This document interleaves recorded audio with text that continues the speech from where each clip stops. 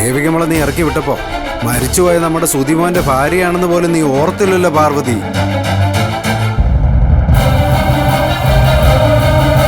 നിനക്ക് എങ്ങനെ മനസ്സ് വന്നു ഇങ്ങനെയൊക്കെ ചെയ്യാൻ? അപ്പൊ ഇവള് ചെയ്തതോ? അഴിഞ്ഞാടി നടക്കാൻ ഞാൻ ഒരിക്കലും സമ്മതിക്കില്ല.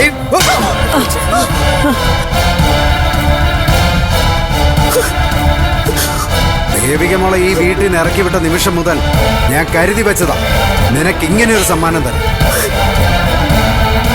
വേണ്ട വേണ്ടാന്ന് വെക്കുമ്പോ തലേ കയറി നിരങ്ങുന്നോടി. നിങ്ങൾ എന്നെ തല്ലിയല്ലേ? ആ തല്ലി, വേണമെങ്കിൽ ഇനിയും തല്ലും.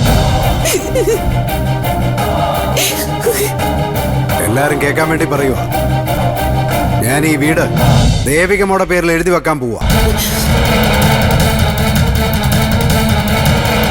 പിന്നെ ആരും ദേവികമ്മളെ ഈ വീട്ടിൽ നിന്ന് ഇറക്കി വിടത്തില്ലല്ലോ.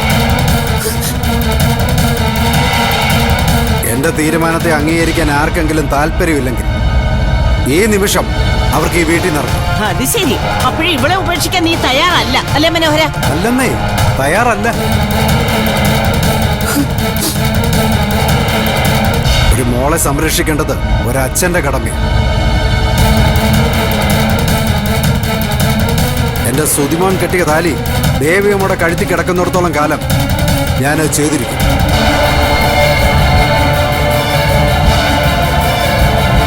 അത് ആർക്ക് ഇഷ്ടപ്പെട്ടാലും ശരി, ഇഷ്ടപ്പെട്ടില്ലെങ്കിലും ശരി. മോള് വാ. ആ ബാഗും കൂടെ എടുത്തു അച്ഛൻ്റെ കൂടെ വാ.